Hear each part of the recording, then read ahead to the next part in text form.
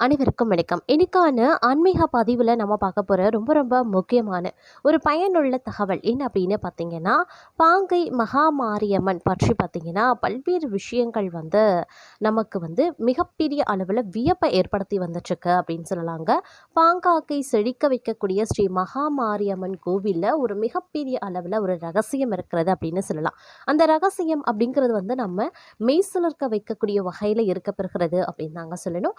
அது குறித்த முழுமையான தகவலை தெரிஞ்சுக்கிறதோடு மட்டும் இல்லாமல் அந்த கோவிலினுடைய பல சிறப்பம்சங்களும் அதிசயத்தக்க மர்மமான நிகழ்வுகளை பற்றியும் தொடர்ந்து பார்க்க போகிறோம். ஸோ இந்த பதிவு உங்களுக்கு மிக பயனுள்ள விகிதத்தில் இருக்கும். வீடியோவை ஸ்கிப் பண்ணாமல் கடைசி வரைக்கும் பாருங்கள். வீடியோக்குள்ளே போகிறதுக்கு முன்னாடி இது வரைக்கும் நீங்கள் நம்ம சேனலை சப்ஸ்கிரைப் பண்ணலை அப்படின்னா உடனே சப்ஸ்கிரைப் பண்ணிக்கோங்க. அப்படியே பக்கத்தில் இருக்கக்கூடிய நோட்டிஃபிகேஷனுக்கான பெல் பட்டனையும் ப்ரெஸ் பண்ணிக்கோங்க. சரி நேர்களே, வாங்க வீடியோக்குள்ளே போகலாம்.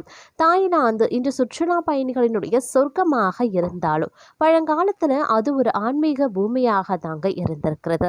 தாய்லாந்து அதனுடைய கலாச்சாரத்தின் வேர்களில் இருந்து இந்து மதத்தின் தாக்கத்தை ஆழமாக கொண்டிருக்கிறது அப்படின்னு சொல்லலாம். தாய்லாந்தில் பல இந்து கோயில்களும் இருக்குதுங்க. அங்கே இருக்கக்கூடிய ஒரு பழமையான கோயில்கள் கலாச்சார சின்னமாகத்தான் இருக்கும் அப்படின்னு சொல்லலாம். இருந்தாலும் அங்கு பக்தர்கள் வழிபடக்கூடிய வகையில் ஸ்ரீ மகாமாரியம்மன் கோயில் மிகவும் பிரபலமான கோயிலாக அமைந்திருக்கிறது. இந்த கோயில் தாய்லாந்து தலைநகர் பாங்காக்கில் இருக்குங்க. ஸ்ரீ மகாமாரியம்மன் பாங்காக்கில் குடியேறி அந்த ஊர் மக்களை தனது அருள் பார்வையால் செழிப்பாக்குகிறாங்க. இந்தியாவில் பிரிட்டிஷ் கொடுங்கோல் ஆட்சி நடைபெற்ற போது பலரும் அடிமைத்தனத்திற்கு பயந்து பல நாடுகளுக்கு குடியேறினாங்க. அவ்வாறு இந்தியர்கள் குடிபுகுந்த நாடுகளில் ஒன்று தான் தாய்லாந்து. 1800களில் குஜராத்தி ரத்தின வியாபாரிகள் பாங்காக் குடியேறி இந்த பகுதியை ரத்தின விற்பனை மையமாக மாற்றியிருக்காங்க. அவர்களை தொடர்ந்து பின்னர் இங்கு தமிழர்களும் சேர்ந்திருக்காங்க. பாங்காக்கில் குடியேறிய தமிழர்கள் வைத்தி என்பவரின் தலைமையில் சிலோம் சாலை மற்றும் பான் சாலை சந்திப்பில் 1879 ஆண்டு ஸ்ரீ மகாமாரியம்மன் கோயிலை கட்டி குடமுழுக்கு நடத்தியிருக்காங்க. உள்ளூர் மக்கள் இந்த கோயிலை வாட்கீக் என்ற பெயரில் அழைக்கிறாங்க. இந்த கோயில் முழுக்கவும் தமிழக கட்டட பாணியை பின்பற்றி கட்டப்பட்டிருக்கிறது. இங்க இருக்கக்கூடிய தெய்வம் மகா உமாதேவி அப்படின்னும் அழைக்கப்படுது. தாய்லாந்தில் பாரம்பரியம் மிக்க இந்து கோயில்கள் இருந்தாலும் நவீன முறையில் கட்டப்பட்ட வாட்கீக் கோயில் தனித்துவம் வாய்ந்ததாகவே இருக்கிறது. தாய்லாந்து மொழியில வாட்கிக் என்றால் இந்து மத கோயில் அப்படின்னு அர்த்தமா. தாய் கலாச்சாரத்தை பொறுத்த வரைக்கும் அவர்கள் இந்து மத கடவுள்களை எப்போதும் வழிபாட்டில் வைத்திருக்காங்க. இந்த கோயிலுக்கு இந்தியர்கள் மட்டும் இல்லாம தாய் மக்கள், சீனர்கள், மலாய் மக்கள் ஆகியோரும் வழிபட்டும் போறாங்களாம். இந்த நாட்டுல ஏராளமான கோயில்கள் இல்லாததனால ஒரே கோயில்ல ஏராளமான கடவுள்களின் சிலைகள் பிரதிஷ்டை செய்யப்பட்டிருக்கிறது. இந்த கோயில் வளாகத்துல பிரதானமாக மகாமாரியம்மனுக்கும் விநாயகருக்கும் முருகனுக்கும் சன்னதிகள் இருக்கு.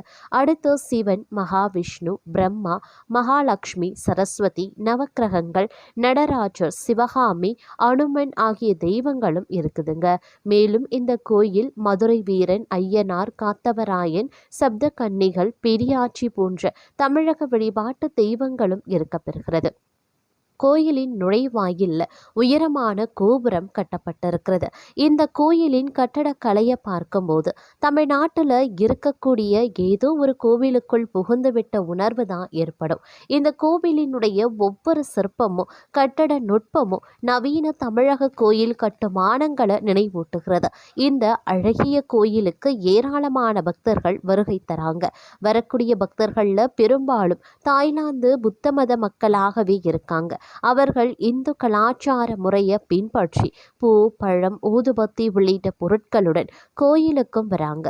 இங்க இருக்கக்கூடிய தெய்வத்தை பக்தியுடன் வழிபட்டா அன்னை மகாமாரியம்மன் பாதுகாப்பு, ஆரோக்கியம் மற்றும் செழிப்பு விளங்குவதாக ஐதீகம். இந்தியாவில் கொண்டாடப்படும் அனைத்து இந்து பண்டிகைகளும் இந்த கோயிலில் மிகுந்த உற்சாகத்துடன் கொண்டாடப்படுது. நவராத்திரி, தீபாவளி, தைப்பூசம், கார்த்திகை, சஷ்டி உள்ளிட்டவை கோயிலில் சிறப்பாக கொண்டாடப்படுது. இந்த கோயில் கோயிலுக்கு செல்ல சென்னையில் இருந்து பாங்காக்கிற்கு நேரடி விமான சேவையும் இருக்கிறதுங்க. அங்கிருந்து கார் மூலம் சிலும் சாலை வரை சென்று இக்கோயிலை நாம அடையலாம் அப்படின்னு சொல்லலாம். அப்படி ஒரு மிகப்பெரிய அளவில் பிரமிக்க வைக்கக்கூடிய வகையில் இந்த மலேசியாவின் மகா மாரியம்மன் ஆலயம் வந்து தாய்லாந்தில் இருக்க பெறுகிறது அப்படின்னே சொல்லலாம். இந்த தாய்லாந்தில் வாழ்ந்து வரக்கூடிய இந்து சமயத்தை தழுவிய மக்கள் தங்களுக்கென ஆலயங்களை பார்த்தீங்கன்னா பல்வேறு இடங்களில் நாட்டில் பல இடங்கள்லையும் எழுப்பி அவற்றில் சிவன், பெருமாள், விநாயகர், முருகன், அம்மன் ஆகிய தெய்வங்களை பிரதிஷ்டை செய்து வழிபாடுகளை பல்லாண்டு காலமாக மேற்கொண்டு வந்துட்டுருக்காங்க.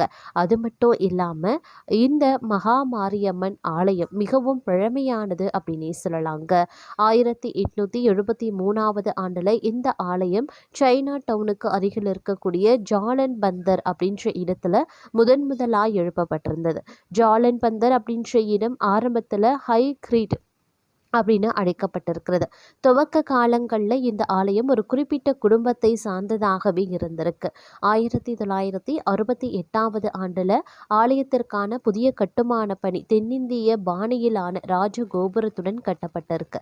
பல ஆண்டுகளுக்கு முன்பாக இந்தியாவில் இருந்து சென்றிருந்த வியாபார வர்த்தக காரணங்களுக்காக குடிபெயர்ந்த இந்துக்களின் ஆன்மீக தேவைகளை பூர்த்தி செய்யக்கூடிய வகையிலையும் பண்பாடு மற்றும் தேசிய பாரம்பரியத்தின் முக்கியத்துவத்தை நிலைநாட்டும் வகையிலையும் இந்த ஆலயம் இயங்கி வந்துட்டுருக்குங்க. இந்த மகா மாரியம்மன் ஆலயம் முதலாக பார்த்தோம் அப்படின்னா பல்வேறு வகைகளில் அதிசயத்தை ஏற்படுத்தக்கூடிய வகையில் இருக்க பெறுகிறது அப்படின்னே சொல்லலாம். அதே போல் இந்த அம்மன் கோவில் அப்படிங்கிறது வந்து ரொம்ப விசேஷத்திற்குரிய ஒரு அம்மன் கோவில் அப்படின்னே கூட சொல்லலாங்க. இந்த மகா மாரியம்மன் ஆலயம் பார்த்திங்க அப்படின்னா இந்து மக்களினுடைய பொது வழிபாட்டு பயன்பாட்டிற்காக வந்து திறந்திருக்காங்க அப்படின்னே சொல்லலாம். இந்த ஆலயத்தின் பரிபாலனம் ஒரு அறக்கட்டளைக்கு உட்படுத்தப்பட்டிருக்குங்க. இந்த ஆலயம் தான் பார்த்திங்கன்னா இந்த தாய்லாந்தில் இயங்கி வருகின்ற மிக பழமையான ஆலயம் அப்படின்னு சொல்லலாம். இந்த தாய்லாந்தில் மிகுந்த சுபிக்ஷத்துடன் இயங்கி வரக்கூடிய ஆலயமும் இதுவே ஆகும் அப்படின்னே சொல்லலாங்க. இந்த ஆலயத்தில் பார்த்தீங்க அப்படின்னா தினம்தோறும் பார்க்கும் பொழுது 100க்கும் மேற்பட்ட பக்தர்கள் வந்து கலந்து கொள்கிறார்கள். இந்து மக்கள் மட்டும் இல்லாமல் அங்கே வசிக்கின்ற தாய்லாந்து மக்கள் கூட பார்த்தீங்க அப்படின்னா ஆலயத்திற்கு சென்று மகா மாரியம்மனை வந்து வணங்கிவிட்டு வழிபாடு செய்கிறது, பூஜைகள் நடத்துவது அப்படின்ற பல பணிகளை வந்து செய்யறாங்க அப்படின்னு சொல்லலாங்க.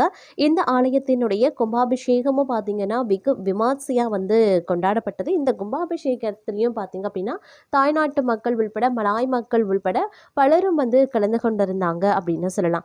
இந்த கோவில் முழுவதுமாக பார்த்தீங்க அப்படின்னா தென்னிந்திய பாணியில் எழுப்பப்பட்ட ஒரு இந்து ஆலயத்தினுடைய 5 கோபுரங்கள் இடம்பெற்றிருக்கிறதுங்க. பிரமிடு அமைப்பில் வந்து எழுப்பப்பட்டிருக்கக்கூடிய இது 75 அடி உயரமுடைய நுழைவு வாயிலில் அற்புதமான இந்து கடவுள்களினுடைய சிற்பங்களும் செதுக்கப்பட்டிருக்கிறது.